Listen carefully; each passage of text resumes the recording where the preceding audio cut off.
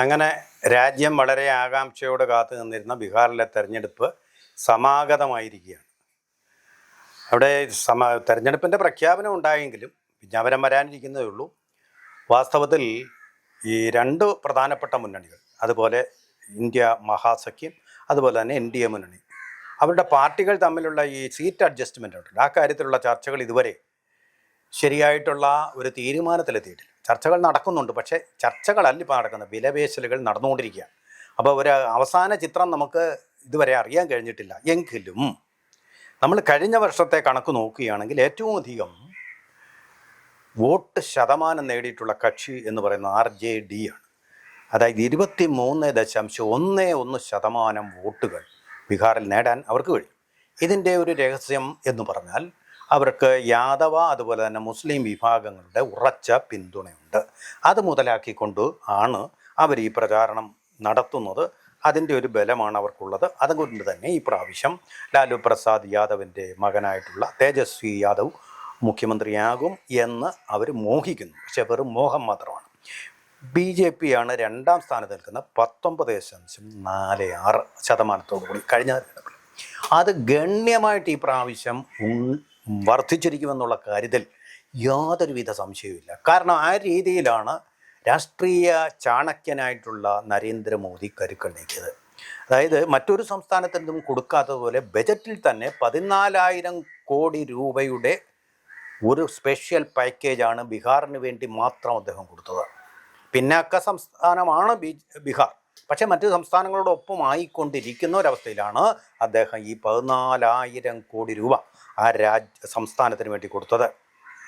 അതുപോലെ തന്നെ മുഖ്യമന്ത്രി എന്ന് പറയുന്ന JDUവിൻ്റെ നേതാവ് സ്ത്രീകളുടെ പ്രിയങ്കരനായിട്ടുള്ള നേതാവാണ് ഇപ്പോഴും. എന്താ കാര്യം? രണ്ട് കാര്യങ്ങളാണ്. അദ്ദേഹം കംപ്ലീറ്റ് മദ്യനിരോധനം നടപ്പാക്കിക്കൊണ്ടിരിക്കുന്നു. രണ്ടാമത്തെ കാര്യം എന്ന് പറയുന്നത് അദ്ദേഹം പിന്നോക്കക്കാരനായിട്ടുള്ളൊരു മുഖ്യമന്ത്രിയാണ്.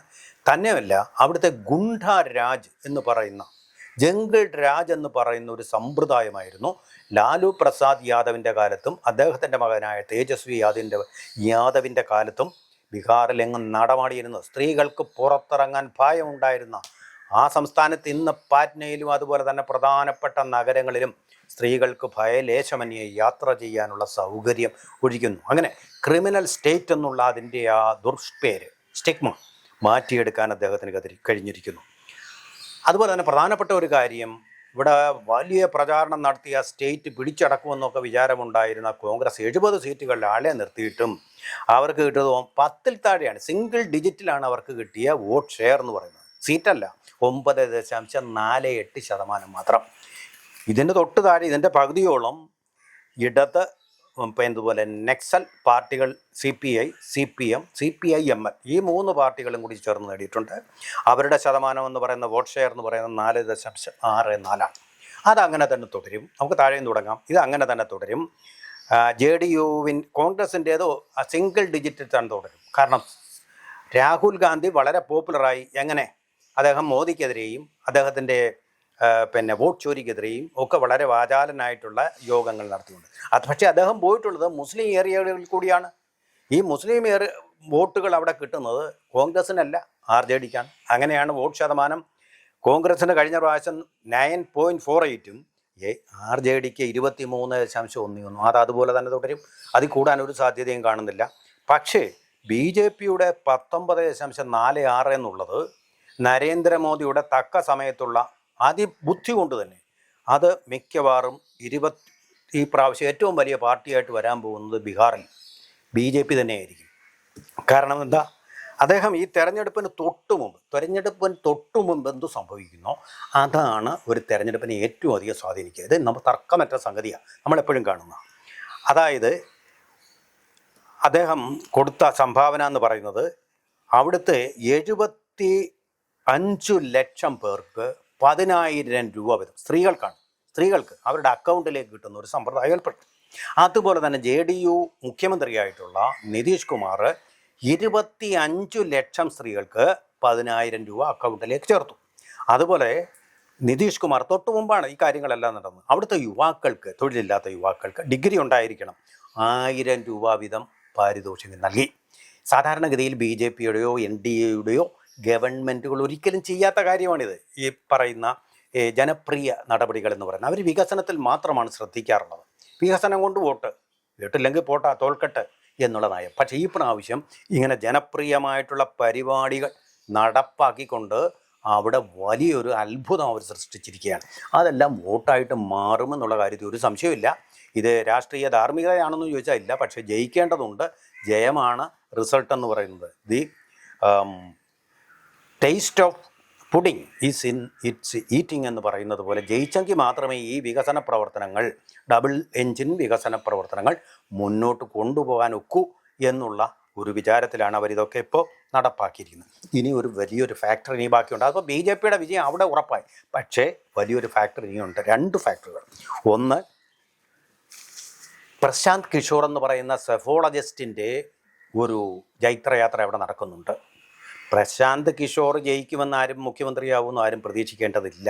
കാരണം ഒരു സെഫോളജിസ്റ്റ് ഇന്നേ വരെ ഇന്ത്യയുടെ ചരിത്രത്തിൽ മുഖ്യമന്ത്രിയായിട്ടില്ല. ഇയാൾ മിടുക്കനൊക്കെ ആയിരിക്കും, പക്ഷേ ഓർഗനൈസേഷൻ ഇല്ല, സംഘടനാ ശക്തി ഇല്ലാതെ ഒരു പാർട്ടിക്കും ജയിക്കാൻ പറ്റില്ല. കോൺഗ്രസ്സിന് തന്നെ സംഭവിച്ചുകൊണ്ടിരിക്കുന്ന അതാണ്.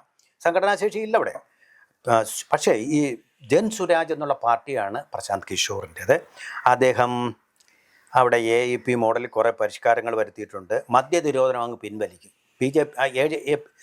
AAP ഡൽഹിയിൽ ചെയ്തു അതാ മദ്യനിരോധനം പിൻവലിച്ചിട്ട് അതിൻ്റെ ലാഭം ഉപയോഗിച്ചുകൊണ്ട് വിദ്യാഭ്യാസം മുടക്കി.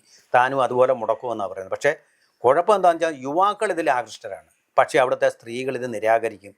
സ്ത്രീ വോട്ടർമാരുടെ എണ്ണം വളരെ ഗണ്യമായിട്ടുള്ള പുരുഷന്മാരോടൊപ്പം തന്നെ ഉണ്ട് അവിടെ.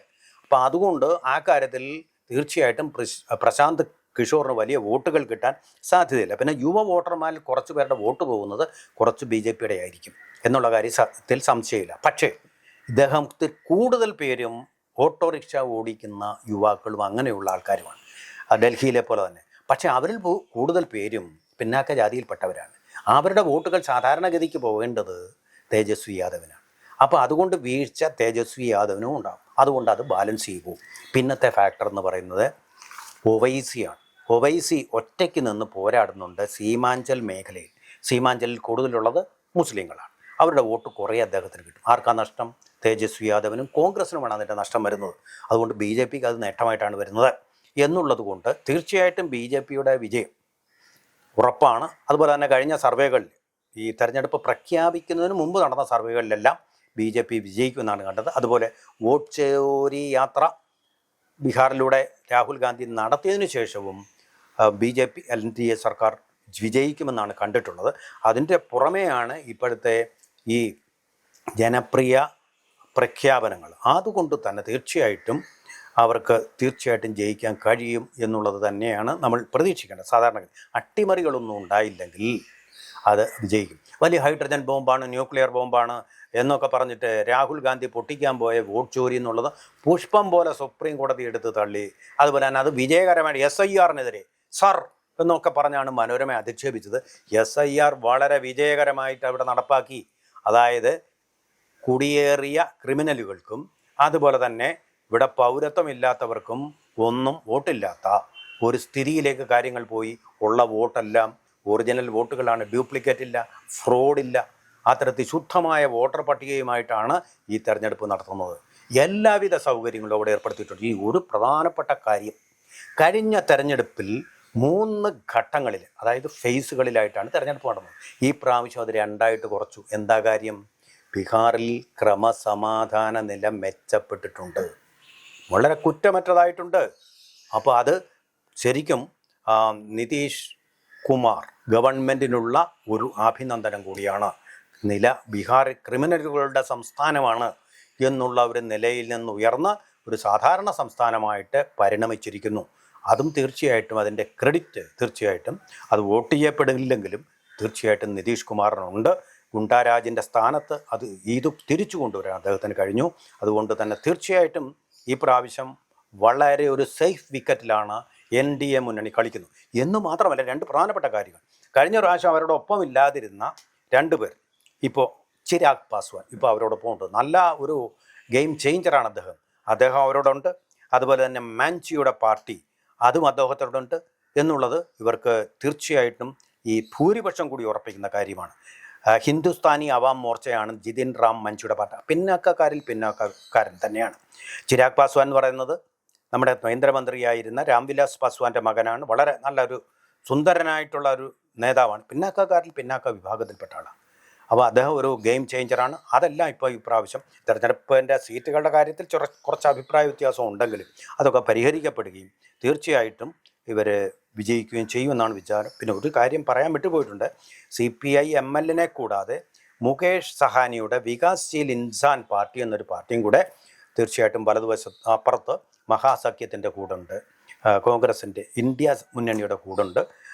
അത് കുറച്ച് വോട്ടുകൾ അവർക്ക് നേരി കൊടുക്കാൻ സാധ്യതയുണ്ട്. പക്ഷേ NDAയുടെ ഭൂരിപക്ഷത്തെ മറികടക്കാനുള്ള ഒന്നും മറുവശത്തില്ല എന്നുള്ളതാണ് ഇപ്പോൾ വരെ നമ്മൾ കാണുന്ന കാര്യം. അതുകൊണ്ട് തീർച്ചയായിട്ടും NDA സഖ്യകക്ഷികൾ തന്നെ അവിടെ അധികാരത്തിൽ വരും. നിതീഷ് കുമാർ മുഖ്യമന്ത്രിയാവും. അത് അമിത്ഷാ തന്നെ സമ്മതിച്ചിട്ടുള്ള കാര്യമാണ്. അദ്ദേഹം തന്നെ മുഖ്യമന്ത്രിയെ തുടരുകയും ചെയ്യുന്ന ഒരു ഷെനേറിയോയിലേക്കായിരിക്കും പോകുന്നത് എന്ന് തന്നെ നമുക്കിപ്പോൾ പൊതുവെ പറയാൻ സാധിക്കുന്നതാണ്.